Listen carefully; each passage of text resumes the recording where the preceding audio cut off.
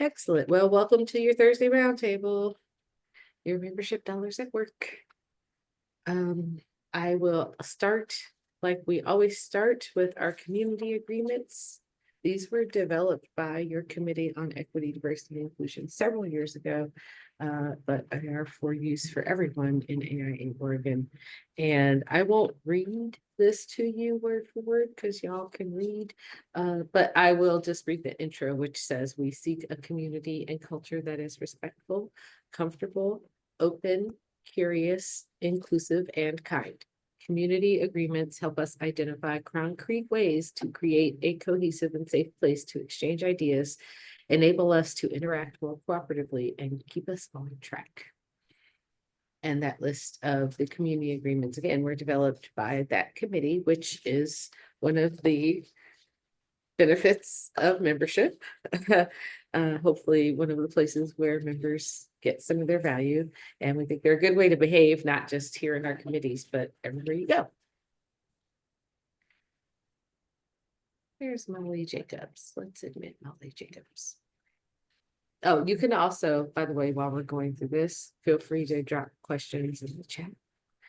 And we'll answer them as quickly as I can get to them. So just briefly, this is what we'll go through this evening on my little slideshow, and then we'll leave time for question and answer at the end.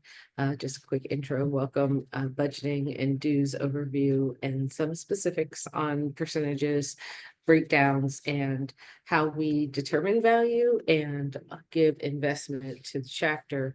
And then, like I said, we'll wrap up and have time for question and answer. It's weird to see me and me. That's me. I am the CEO of AIA Oregon. I was also the executive vice president of AIA Utah from 2011 to 2021. I was, before that, the programs and communications manager for AIA North Carolina, 2005 to 2009. And I've been with AIA Oregon since 2021. So this is year 25 for me in AI, or 20, excuse me. This is year 20 for me in AIA, and that's crazy that I've been here for 20 years, working coast to coast, literally, for AIA. I graduated from the University of Cincinnati's College of Design, Art, Architecture, and Planning. I did not study architecture, but they were just a floor above us in planning. I graduated with a Bachelor of Science in Urban Studies, and I was AICP certified for a time. I have allowed that to lapse because I did not follow up on that continuing education once I started doing this job. I have practiced privately, held positions on planning commissions in Raleigh, North Carolina, and Mill Creek, Utah. And I was appointed to the Utah State Board of History by the governor at the time, Herbert, from 2019 to 2020. I did rescind my position when I considered leaving the state for this job. So I stopped at the end of 2020. Your treasurer, who is not able to join us tonight because tonight's his birthday, and he's enjoying his birthday with his new baby and his wife. So we're gonna be happy for him. Happy birthday to Daniel. He is your 2025 AIA Oregon treasurer, and he will be in that position until the end of 2026. He is a full-time staff member at CB2 Architects in Salem, and you can see his credentials there. Also, since he's there in Salem, he is our go-to person when we need legislative testimony on site because he's right there and he has made himself available. We are already so grateful for that. I've also put the snippet in there from your AIA bylaws about how the treasurer is empowered and what their responsibilities are per your bylaws. The treasurer does, and I can just read it word for word, shall have charge and shall exercise general supervision of the financial affairs and keep the records and books of account of this chapter. He prepare the budgets, collect amounts due this chapter, and give receipts for and have the custody of its funds and monies and make all disbursements of funds, blah, blah, blah, blah. You can keep reading. It is very technical and it has been reviewed by a legal team. Does that mean that Daniel signs every check and goes through does all of the purchasing for the chapter? Absolutely not. That is what staff is here for. But he does have access to all the bank accounts, can see them in real time, and has logins for QuickBooks so that he can access and ask questions on members' behalf. So to that extent, he exercises that full responsibility. We also have meetings every month of the executive committee, of which he is a part. And before we meet as an ex-com, I meet with him as the treasurer to go over the financial reports so that he can present them with clarity. I've put some QR codes up here. If you're savvy, if you have your phone, your device. I didn't want to belabor mini slides with a lot of information about the rest of the stakeholders in your dues dollars at work and your budgeting process. But I've got your links here for your leadership and your bylaws. So you could snap that, or like I said, we're recording this.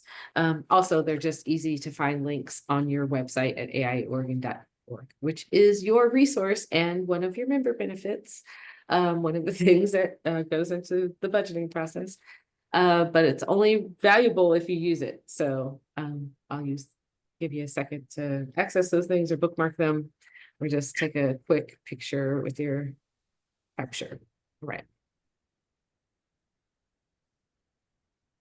Your other resource is your staff for AIA Oregon.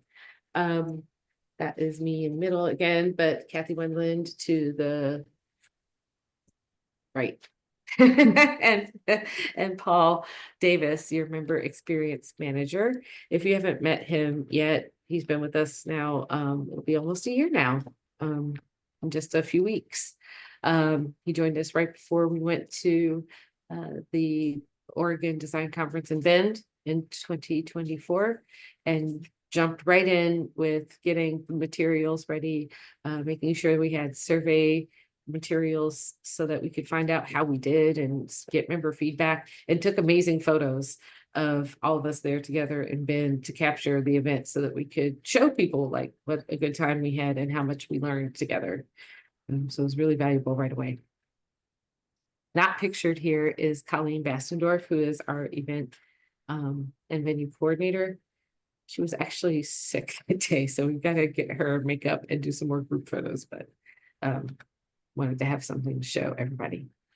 Okay, real quickly, just overview of how the dollars in general work and what the steps are. Dues has kind of like 3 steps here, 3 siloed bits. Dues are paid at national, state, and sometimes in some chapters, local levels. We don't do that here.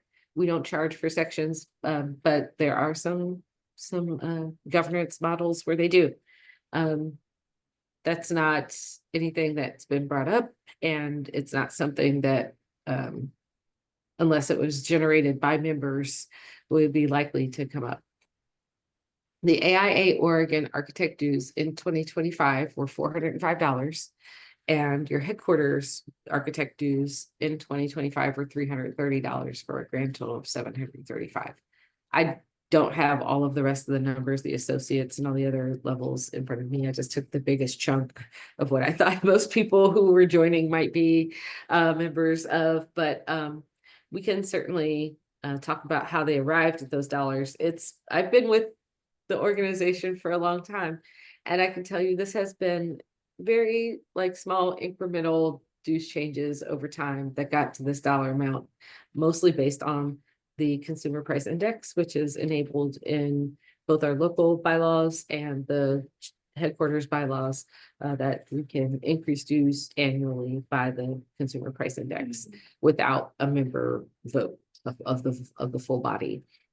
To raise dues any more than that or past any percentage that's specified in your state's bylaws would require a vote of your entire member body. So say if your board was like, we want to raise dues $10 this year, it would require them bringing it to a full membership meeting and also providing opportunities to vote online before they did that type of thing.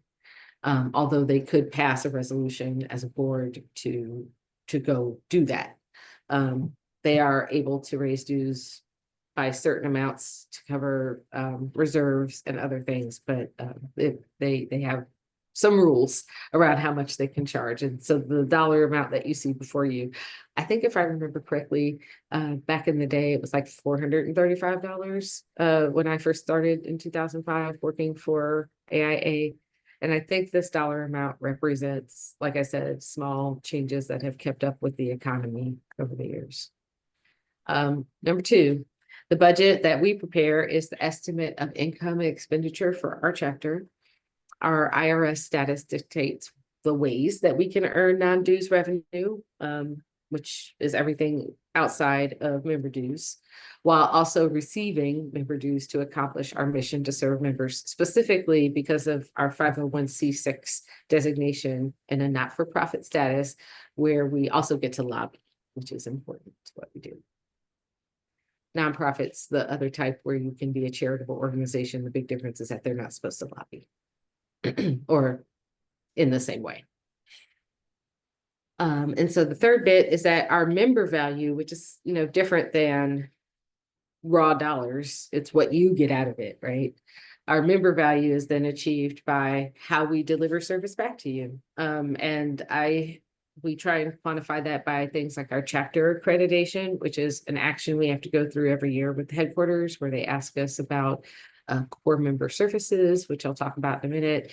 And if we have basic operating things like insurance and if we're filing taxes. So being an accredited chapter, which we are, and we just received our accreditation at the end of 2024 for the next year. Incorporating direct feedback from members and surveys. This presentation, for example, is the result of questions that Paul, your member experience manager, brought to our staff meeting saying, hey, members want an explanation, and it's member renewal season, so it might be smart to put this together. So this is one of those outcomes. And program development and event execution. Also, the management of your reserves, investments, savings, and operational costs by the CEO, the treasurer, and your board of directors. So we hope to attain member value through a careful balance of those things. Just an idea of the timeline, just how things work for us. We do budget development every year in May. Committees and sections are encouraged to think of program development for the following year. So I know it doesn't even seem far away. We're in March already. It's not far away. We'll start doing it soon. And we do this every year around that time. And then by June, we'll have our first review of the things that have been put before us as requests, what we know about what's happening in the market so far, how our year is going, performing, if we actually have the dues coming in that we expected, or if they're lower or better than expected. And we draft our first draft, the treasurer and I, our first draft of what we can expect perhaps for the next year. And it is very much like pulling out a crystal ball. If any of you have prepared your own budgets, I mean, you're making your best guesses based on inflation and cost of travel and food prices and whether or not your core staff are needed in certain places. And so it's not light work. I think the treasurer and I take it very seriously. And it is presented to the board of directors in August for their first discussion. After that, we allow them to think about it and discuss. I should say, allow them to talk about it and discuss without me involved. I encourage the treasurer, your president, and president-elect, the executive committee to meet without me and chat about priorities, talk to members, get feedback from other staff members, and come back with their commentary by October for a final draft review that they will approve at the board table. And then in November and December, any last edits, because even though we just had that conversation in October, somebody will be like, I just thought of something, or something just like this last year. I literally just left a 0 off of one of the dues columns to our detriment. I was like, oh, we're going to have to make these terrible cuts because I just don't see us having these dollars. And your treasurer, after a very careful review, was like, Heather, last year this was over here and now it's like really diminished. What happened? I was like, oh, it's a typo. Amazing. We just found 100,000 extra dollars. That's great. Yeah, right. That was really scary for me. I was like, and also I was like, where did it go? Like all of that was very bad. Anyway, but this is why we have back and forth and review. And then in December at your transitional board meeting, the outgoing board recommends the budget and your incoming board reviews it and accepts it. So it's seen by both groups before it's transitioned. And I'll stop there for a minute and just say, are there any questions so far? No. All right. Because here's the fun stuff. All right. So in 2024, what did it look like? Our total income was a little over $1 million, 1.01. And these are the breakdowns in general of how those dollars came in. Member dues account for 68%. Well, general and administrative, pardon me, that's one big glob, is 68%. And I'll tell you what's in that. And then your office income, which the office does generate some income, 2%. The component allocation, which I'll describe here in a moment, was at 6%, and your programs and events generate about 24%, and that includes the sponsorship of those programs and events. Was at about 24%. So the breakdown is that your member dues are about $492,000. The firm dues are a little under 200,000, about 196,000, and firm dues are paid separately from individual member dues. Firm memberships allow our firms to do things like participate in the design awards, and participate in the health insurance and liability insurance program, and some other bits and pieces.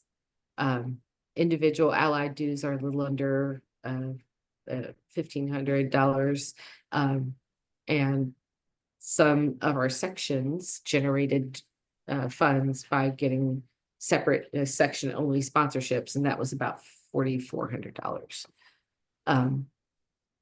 Also included in that are interest from our bank accounts, the job board income, marketing. If we get any marketing income from things like we produced a directory and the directory had ads in it, and the publisher gave us a check for the ad, a percentage of the ads they sold, about $5,000. And any rentals that we were able to do. We did have the Moda Suite through a certain portion of the year before we stopped paying, and the lease ended. That were residual from the previous year, some payments that still came in, very little there. So that's the makeup of the 68%, that big chunk of the income side. The programs element includes all the things you hopefully know about: our digital design series, Chris White Golf Tournament, Green Champion Summit, Design Conference, Architecture Awards. We also have a resiliency series. We hosted a fellows reception for John Lape, our elevated fellow, at the national conference in DC. Mentor Madness, which is the emerging professionals program that was partially funded by the fellows, partially funded by your chapter. And then this year it's turned into a project Almost Architect that will be fully funded by AIA Oregon. Things like this Thursday Roundtable, other things like that. Those are your programs, and sponsors pay to be noted as the sponsors of those programs. And so that's where the dollars come in for those programs, or if we charge any registration fee for those events. So in this year, specifically in 2024, that slice is also that big because we hosted the Oregon Design Conference. There's quite a bit of income generated around sponsorship of items and registration. It does not always look like that. This is 2024's slice. All right. I will ask, Oh, and component allocation was about $55,000. Component allocation is what we receive as chapters back from AIA for doing the things it takes to remain a chapter at a very base level. We negotiated this as the Council of Architectural Component Executives many, many years ago, where we said, hey, and this is especially when we have physical space and we're selling paper contract documents, which took up physical space in our space. We were like, hey, we're required to do this. You're requiring us to have these documents and to have these physical locations to do it in. Could you compensate us some amount of like keeping the lights on and the doors open to allow that to happen? And that is a combination of how many people from our state attend national conference and leadership summit, women's leadership summit, and other events. They give us a dollar amount back for. It also includes a general dollar amount from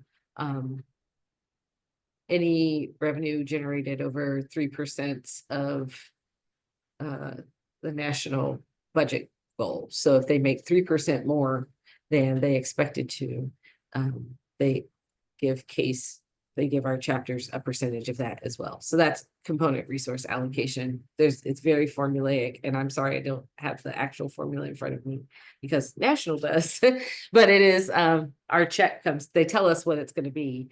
And this year it was about $55,000. It is anticipated to continue to go down, and it's down about 30% from when I arrived. It was closer to $67,000, and now it's at 55.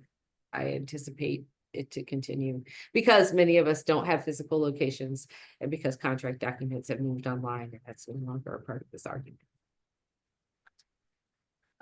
Okay, we'll move on to the expenses. This is also where it gets fun. So expenses, a little more diverse, a few more colors in the pie, has a few more bits and pieces, moving parts. The biggest chunk of which you will see very clearly that I've called out is employees. That does not, it's not just wages. It includes insurance benefits, payroll taxes, professional development, which we do support, things like attending your own professional credentialing conferences or to get education for the type of skills that will help us as a chapter. For example, Paul has asked to sit for his recertification so that he can keep flying his drone and take great photos for us at things like our golf tournament. And that is supported by our professional development budget line item. I do report those things to the board of directors. I do get approval and review from your treasurer and the executive committee before I've finalized those things, but they are budgeted for. Okay, it also includes payroll taxes, insurance benefits, workers' compensation, insurance payments, and wages that include bonuses. So if we do better than expected in a year, we do have a formula for both our it also includes retirement benefits now, because your chapter as an organization did not previously offer employees a retirement plan. We've worked to establish that just this year, and so that line item will also include retirement, which, as we've explained to staff, also means it necessarily means that bonuses will diminish, but retirement, I think, is preferable to bonuses. So we're planning for the long term and trying to create some avenues that attract talent over time. Okay, the next big chunk there at 14% is, oops, sorry, didn't mean to do that. 14% is just professional services. Professional services includes your lobbyist, which you definitely want to pay for. Cindy Robert has been with us for 18 years and does an amazing job. And we can talk about some details around that later, but for the most part, she monitors this year the over 2,200 bills that have come out of your Oregon State Legislature to make sure that there aren't things that would be detrimental to you in practice. And she hones in on those items, alerts us, and activates our Legislative Affairs Committee to act on things that need immediate action. And we are successful at protecting your things like your Practice Act and keeping professional service taxes from happening, and passing the duty to defend legislation that we passed last year that keeps you from having to indemnify your projects against all harm for your clients. So we've done some work, and your lot this she's giving us a deal with what she charges us. Your communications consultant, and this 2024, this slice included quite a bit of dollars to your communication consultants, because we had a couple of efforts that were quite extensive and needed outside assistance with, which were our headquarters like review and wrap up into the Elevate plan, which is posted online. I should have included a QR code for that too, but it is also online. And maybe Kathy can drop the link in the chat.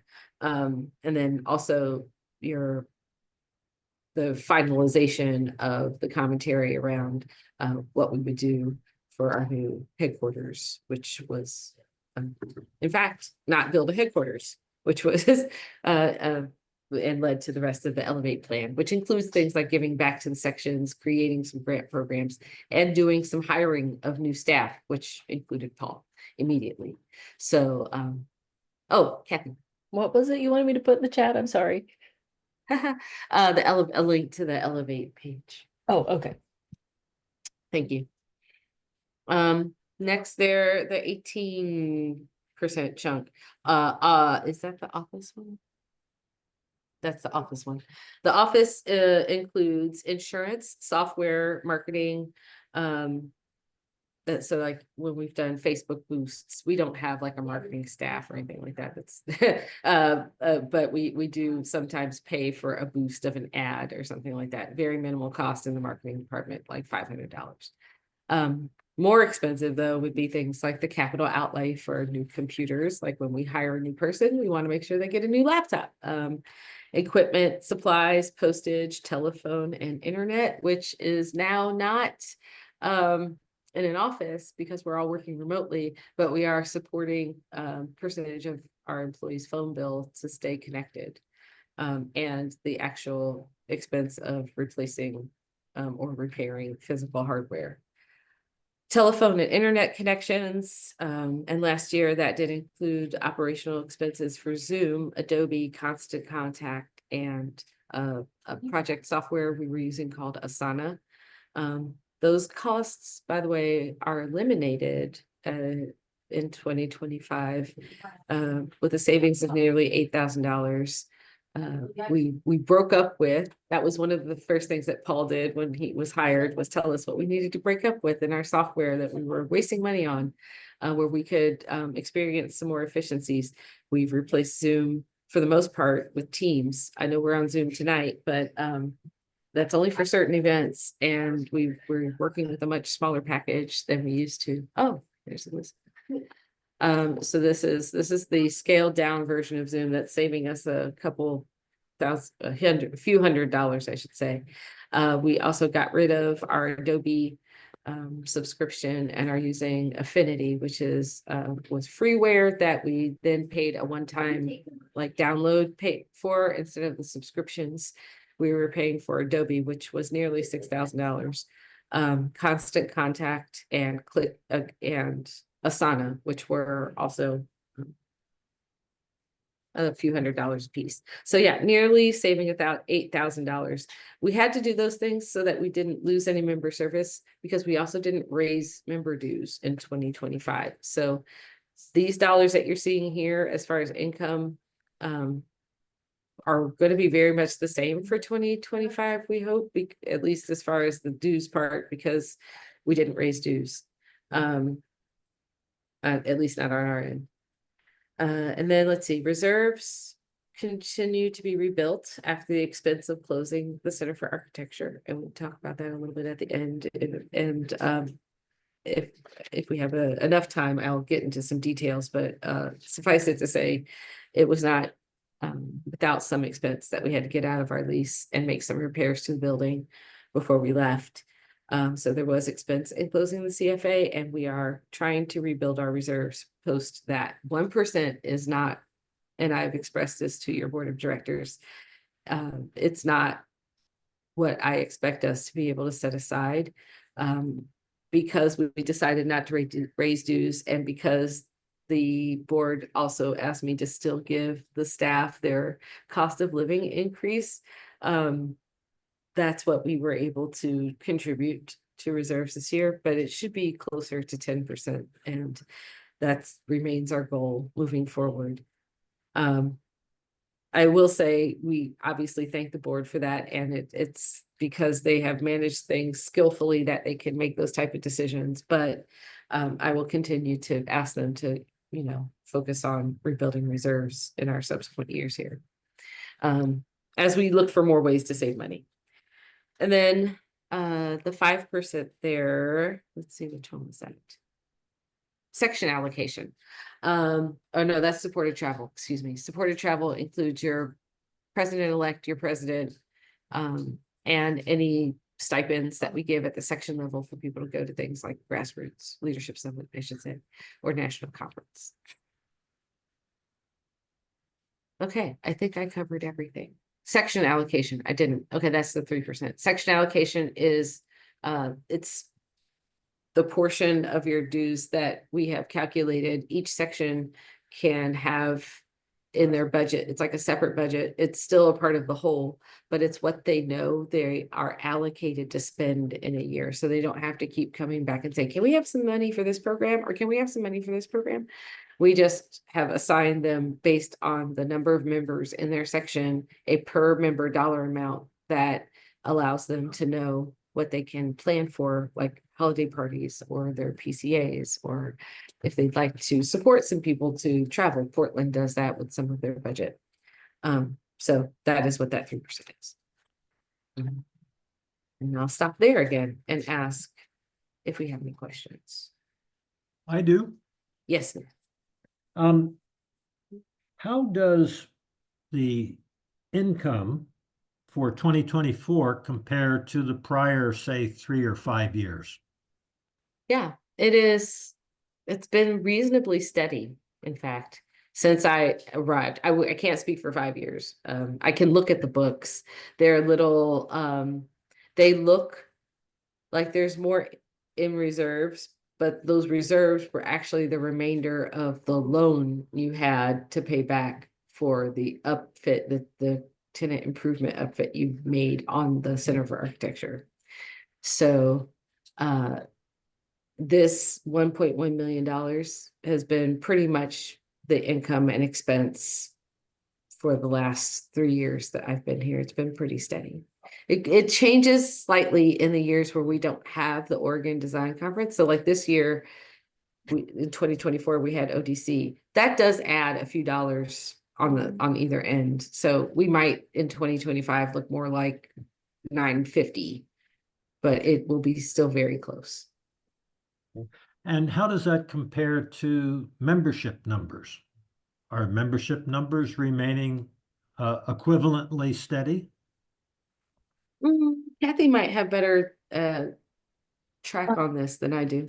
I mean, it's hard to tell before 2020, obviously, because we consolidated. That's okay.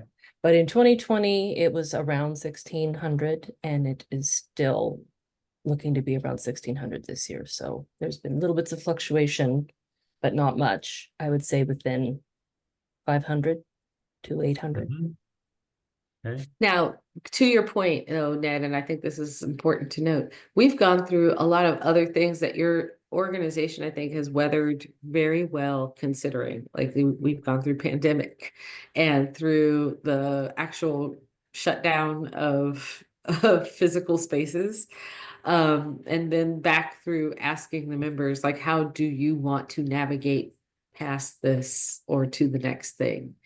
And so I think, it's to the chapter's credit that it's remained that steady, and that has a lot to do, Kurt's not on this call, with Kurt Wilson's leadership and transition, as he helped me understand where we had been and where, they hope to go after your very recent governance shift, because you had been all those separate chapters and had just become AIA Oregon as a state chapter when I arrived.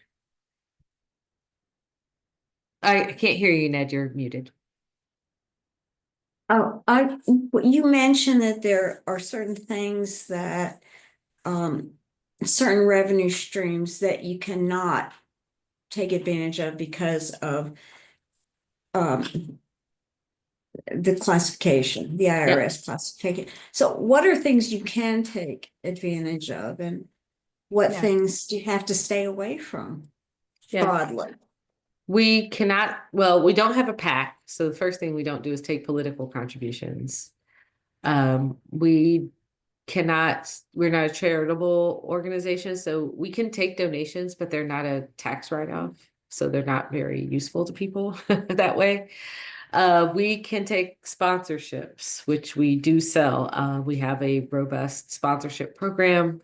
I think if you've seen any of our stuff, go to our website, you'll see our list of sponsors, and there we normally mention them at the beginning of programs and at design awards and on signage.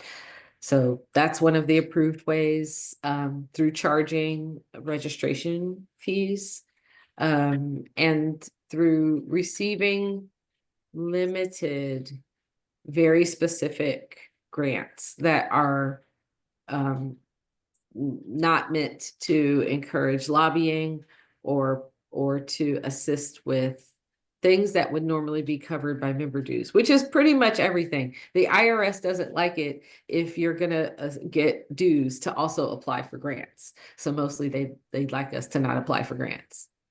That they'd like that to be reserved for nonprofit organizations with a public mission. If we're applying for something and it has an outwardly facing public element, then that could make it eligible, but we have to be very specific about that.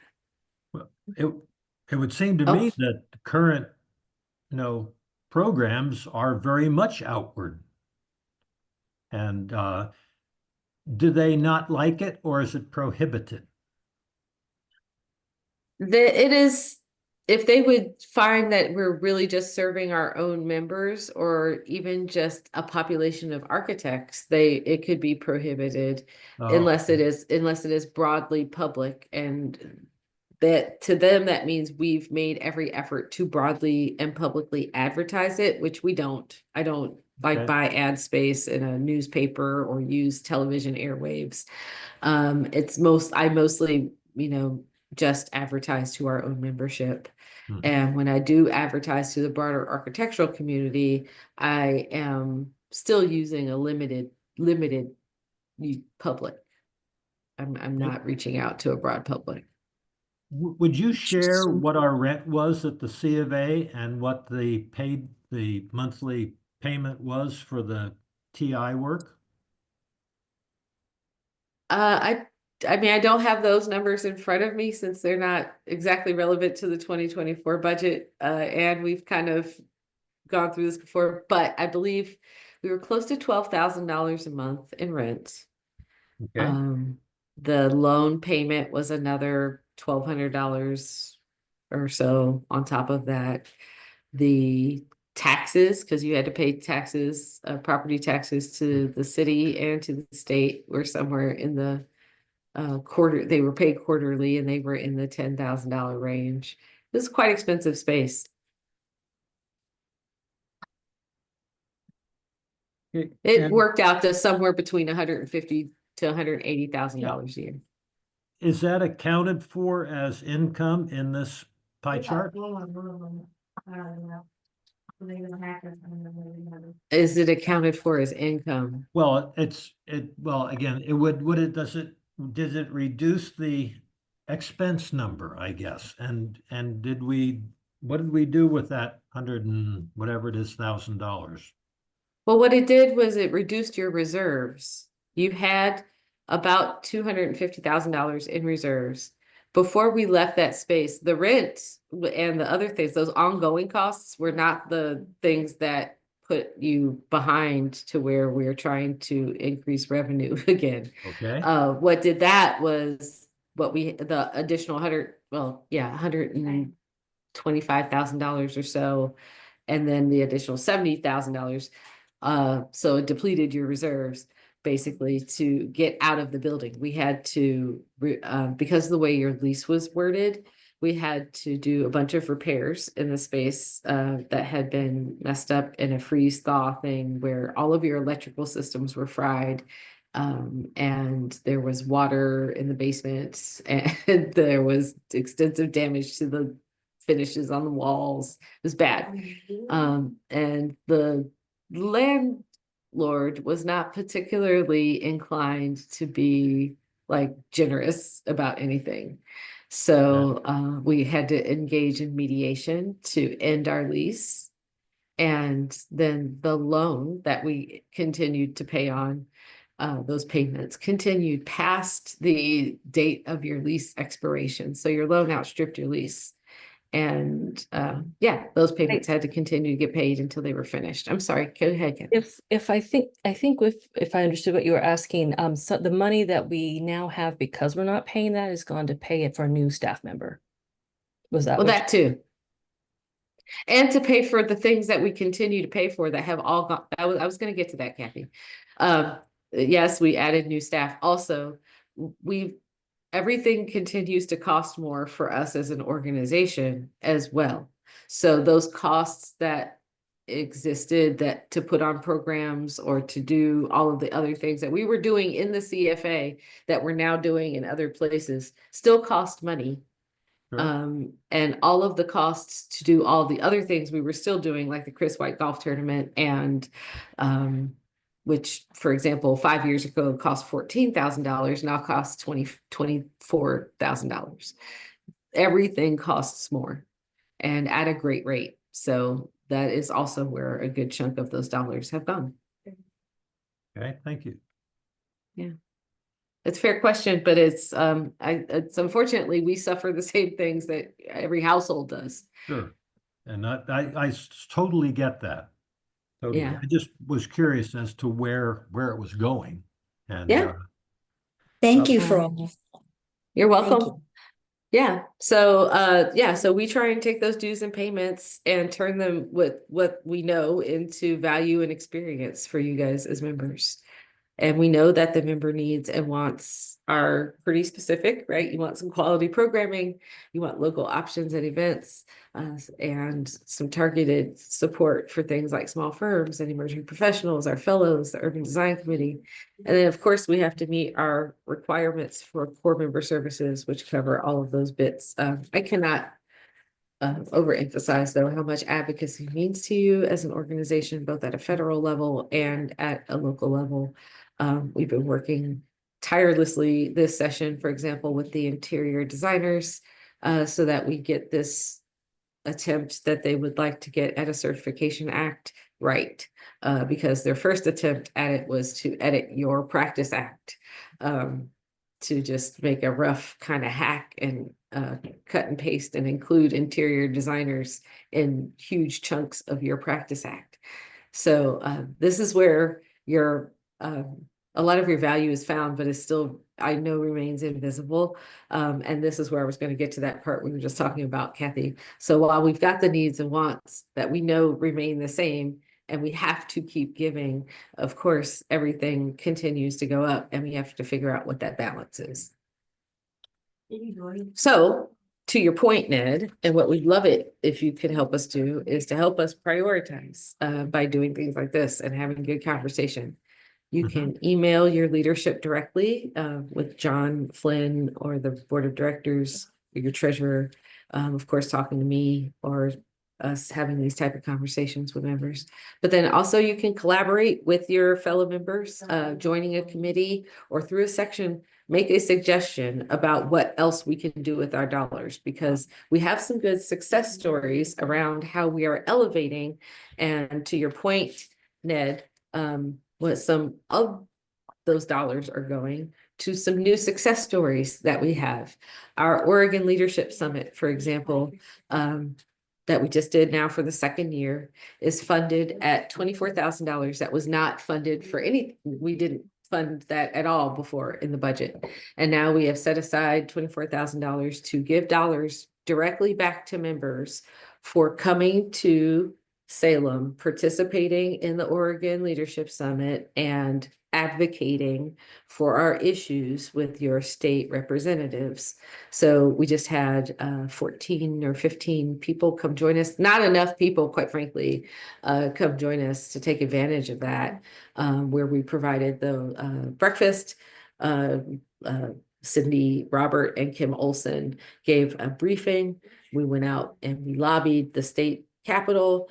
We came back and we had lunch, and the emerging professionals met with some board of architecture members and the OSBA executive, Elizabeth Boxall. That program was entirely dreamed up, presented by, and championed by John Webster. You remember section director-elect out of Eugene. He brought it to the board. They discussed it. He actually only asked for $1,600. The board said, to your point, Ned, we've got all this money that we're not paying for the space and some other things. Can't we give it some more dollars? And your treasurer said, let's give it $24,000. So that we can make sure we fund maybe up to 50 people if they should choose to join us. So they have goals, they have aspirations. We are trying to get new programs off the ground.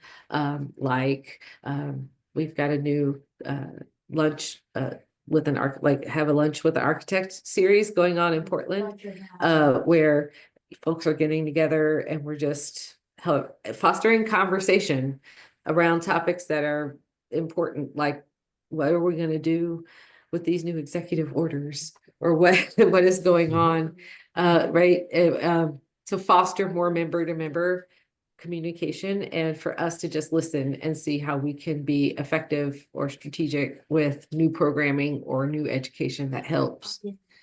So yeah, I hope that you guys check out this QR code will take you to our Flickr account, which Paul has gotten off the ground to help show all the good stuff that we're doing and where those dollars are going and who is taking advantage of them.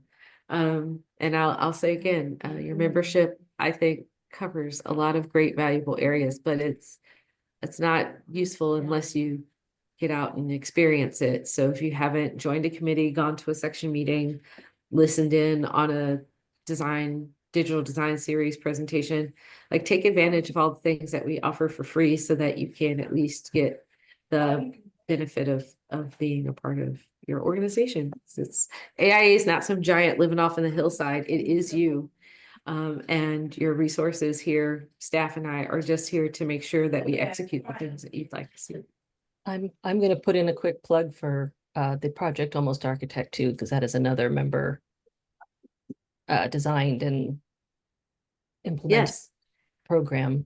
And they are looking for mentors. I don't know if you saw that in the newsletter, but they would love to have experienced architects as mentors for these emerging professionals that take advantage of the program.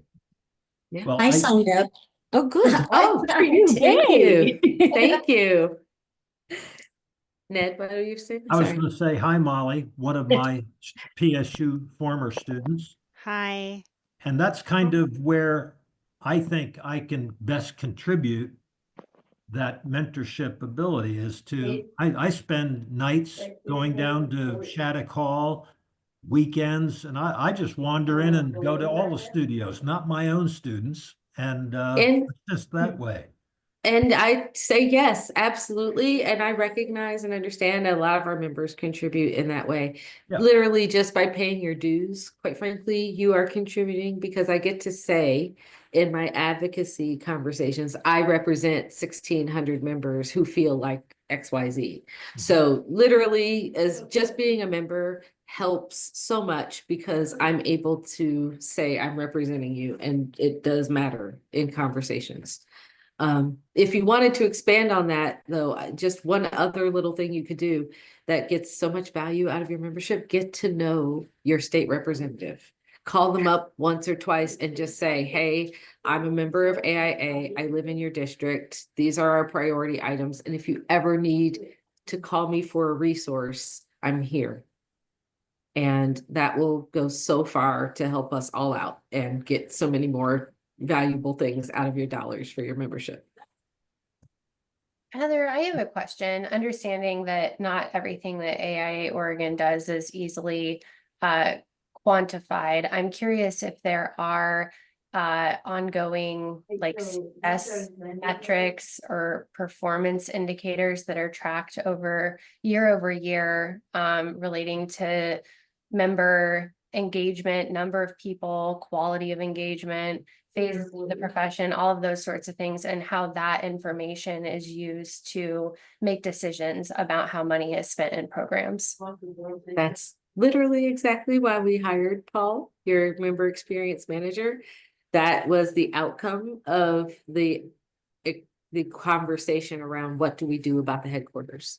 So as we were discussing, like, we're closing the space, here are all the dollars that might be available, here's what we can do with them. And we listed the choices and went on the listening tour. What we heard back from members, Erica, was exactly that.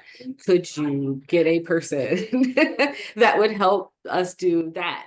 And then also help us manage, you know, the onboarding of membership, because AIA, we do a lot of things very well. We do not welcome new members exactly very well. You get a packet or something, and that's kind of it, I think. We could do a better job of helping you get acquainted with each other and get to know like what the process is to get the most out of your membership. And that's the other thing that Paul is there to help usher in. So we now have a full year of data. One of the things that will turn around in this year's board meeting, and he's got some historical data that he's been mining to get a clue about some of those things that you're asking about. And this year at our strategic retreat in May will be the first time that we'll see that data and be able to use it in a strategic planning setting. So this is a permanent full-time position that now exists. Yes. Okay, I'm not Yes. super in the loop with the whole headquarters conversation, so I know that's come up a couple of times, but excited to hear that you have more resources to look into that. Yeah. So yes, obviously that's an expense, and over time an expense. So that's part of a huge chunk of where some of those dollars went every year, Ned. Oh, Do yeah, I you see your talk? head. Go ahead. Oh, I'm sorry, Ned. No. Do you collaborate and talk to other, chapter directors? And I'm seeing Kathy nod about ways to generate revenue. So I am in fact the president of the club of the executives in AIA this year. Okay, cool. Not only do Okay. we talk about it, I have tasked one of my executive committee members with researching it extensively and reporting back to me, in 2 weeks about what we're going to do about some of these things as an organization. So yes, absolutely. And yeah, so yes, Cool. it's an ongoing conversation I'm absolutely tuned into and I was gonna say, leading. plus, at previous meetings of the groups, that's been topics of whole meetings, whole discussions. I bet they are. Yeah. Great, awesome. Yeah. But the best answer literally that comes back to us all the time is it has to be member generated. Every single great program that we see, when it's presented to us, we know that the ones that are the most successful and last the longest are championed by our members, not by staff. That's just how it's got to be.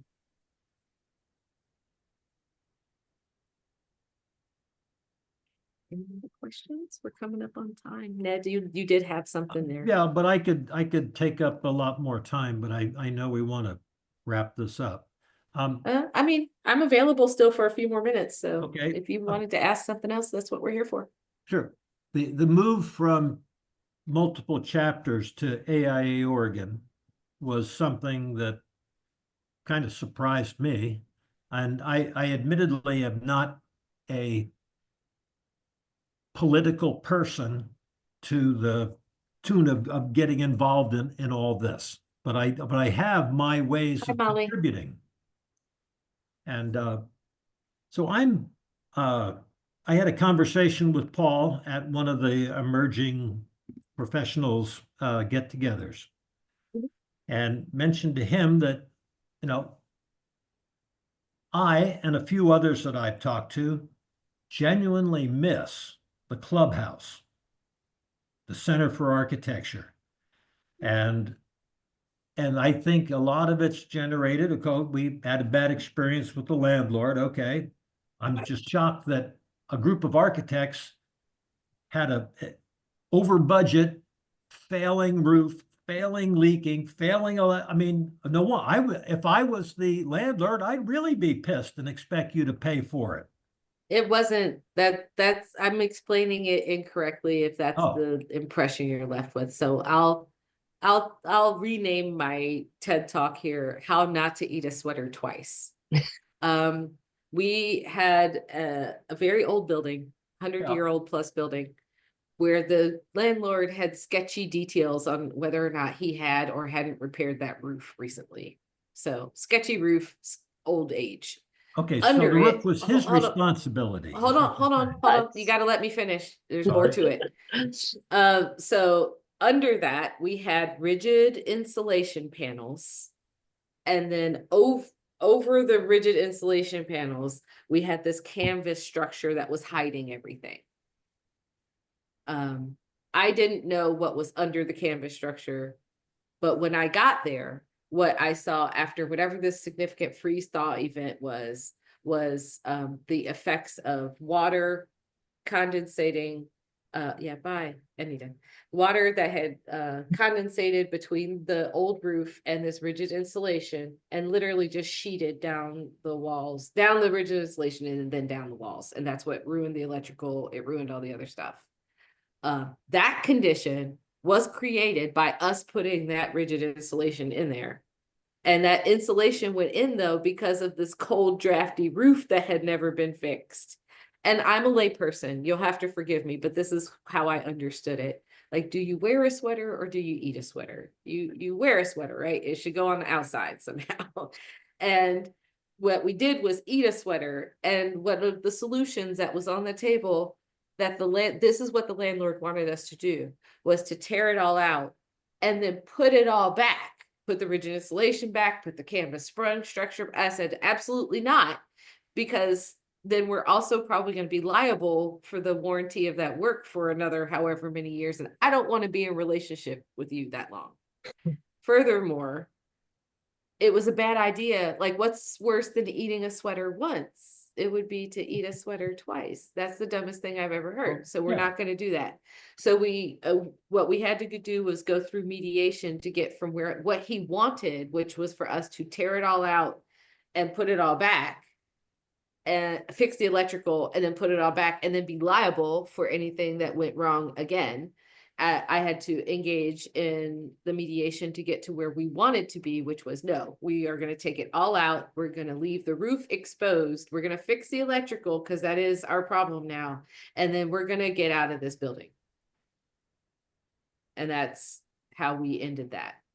Mm-hmm. And one thing to keep in mind was that this contract that we had in the first place was not good. It was the lawyer that we hired was like related to him or something. His aunt. He was The his lawyer aunt. So was his the aunt. lawyer on our side Was his aunt. his aunt. So I mean, it was everything was our fault, and we were responsible for very many things that we maybe not should have been. Sorry. The way it was worded was we would be responsible for the repair of any damage to any part of the building that we touched. And so the argument was around whether or not we had touched his roof. And I'm like, how do we touch the outside? We've been dealing with specifically the inside. So we're going to take out everything we've done inside, remove any damage to that and paint it, make it look nice, put the sprinkler systems back, fix the lights, and then you deal with your roof. Well, it's a complex situation. It was. And it's, it sounds to me from what I've heard in this last 5 minutes is that these are all situations that didn't have to happen. Correct. They were all preventable. agreed, but not. And they're issues that we face as architects every day. I was gonna say, but not ill-intentioned. I think, and that's where the loss feel it comes in, right? I think getting back to what you were expressing is the missing of a clubhouse. Yeah. I don't disregard that. I think there's a time where you will get back to it. I think within your structure now, what that means is that we'll either revisit the conversation as a state and say, once we've rebuilt our reserves, is it time to reinvest in another space? And what does that process look like? Or, which I anticipate to be between 3 and 5 years, depending on this economy. And the other way is that Portland, as a section, does its own thing, Right. which it can totally do. It can figure out how to raise dollars. We can figure out what to do with that as a section, if that means that you hire staff and how that works within our governance model now. All of those things are available options. Okay. I have not read the governance rules of the new organization or anything, but I can only assume it's based on equal representation. In other words, if 70% of the architects in the state are in Portland and they all vote, or whatever that number is, so we're not by Nope, equal that's not how representation. you're, no, that's if what you mean is like how your board is set up is that No, way, no. I mean. Just how decisions get made? Like you said, the membership voted to change to AIA Oregon and to, get out of the clubhouse. And so I'm wondering. I would unfortunately was not a part of that, but what I understand is that there was a full member vote, so everybody was asked. Yeah, they didn't vote here. I was involved in that, at least at the Eugene section, because I was working for Southwestern Oregon at the time. They voted to join as a consolidate the thing. They did not vote to get out of the clubhouse. The getting out of the clubhouse came from all the problems that we had with this one and a whole new, what would you call the thing that we did, the new headquarters thing, Heather? That was another thing altogether that we brought people in to talk from all the sections and that kind of thing, and went to each section and asked them what they thought, that kind of thing. So that wasn't the same as the vote. That was a completely correct thing. Yeah, AIA Oregon governance change from chapter to chapter and sections is different than the conversation about do we stay in the headquarters and how that decision got made. But they were both very keenly, I'm sure, tracked on making sure that we had representation from all over the state when that decision was made.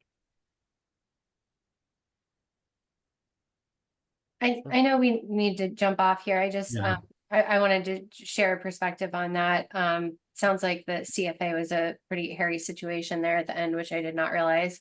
I remember early in my career walking over to events at the CFA with like a bunch of colleagues, and it was this really, it was a really impactful part of my professional development.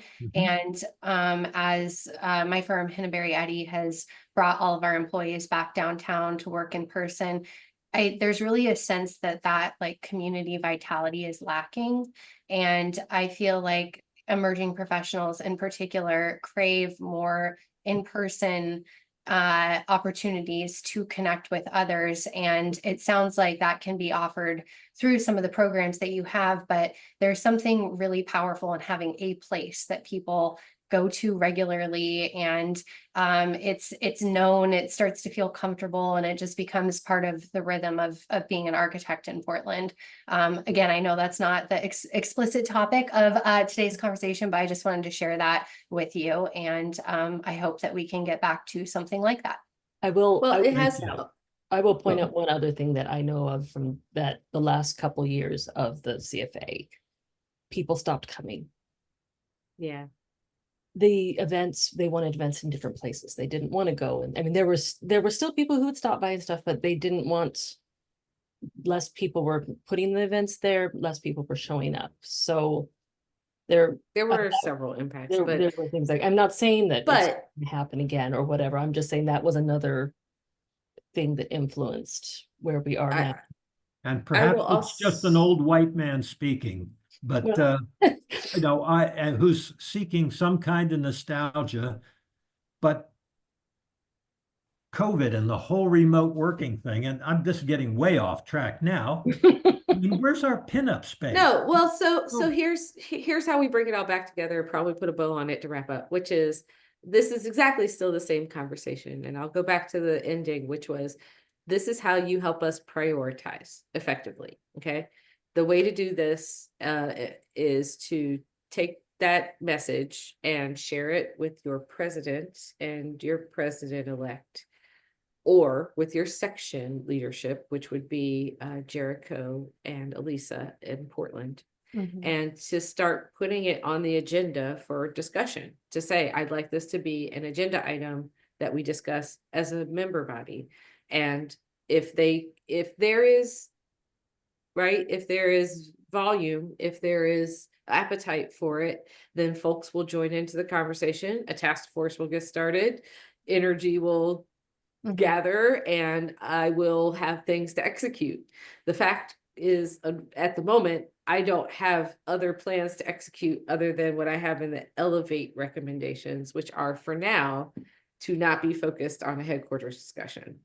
So that is not up to me, is what I'm trying to say. Getting back to that last slide, which is that it really is you that make all the decisions for your organization. And I empower you and ask you to please, yes, member to member, check in with each other and see if this is the time for that discussion.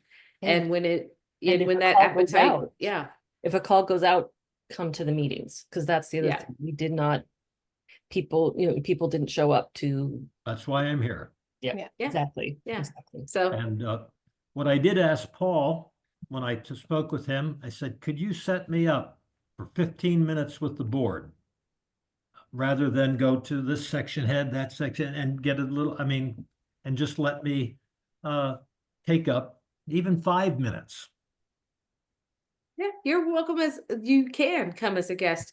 You just have to be at the end of the business. So as fine. every other agenda goes, you can participate. All of our meetings are available online. You can listen and be a part of them in that way. Again, because of Robert's Rules of Order, you can't vote or you can't make points unless acknowledged by the president. But then at the end, in new business, you can present your new business. That's exactly how the Oregon Leadership Summit got started. Sounds and like Robert's ideas too. Do that's how it works. you want to come to the March board meeting? It is on the 21st. Because I Too can, soon, I'm not prepared. okay, well, I wanna can send, prepare. the next one will be in April, May, and I can send you a link when you've decided you want to. May would be great. Yeah. Does Okay. that work for you, Heather? I mean, It'll I'm lamenting a lot of things. I don't And know if we'll have enough room in one board meeting for all. Yeah, I can only promise you so many minutes, Ned. That's all I That's got fine. right now. So yes. you you tell have me to what be I'm prepared. allowed and I'll prioritize my points and my talk. Well, and again, that's not entirely up to me. And that's why I say reach out to your president. He also Okay. sets the agenda. It's not me that sets it, it's your XCOM. Okay. So please talk to your president and president-elect, and I shall. they'll tell me how much time to put on the agenda for it, is how this Okay. actually works. All I right. need to jump off, but thank you, Yeah. Heather and Thank you. Kathy. Thank you so much. Thank you guys too. I actually also need to hop on off here. So All right. I think, yeah, Thanks for have a staying great night. extra. And thank you. Have a good night. You too all. Bye-bye. Bye-bye.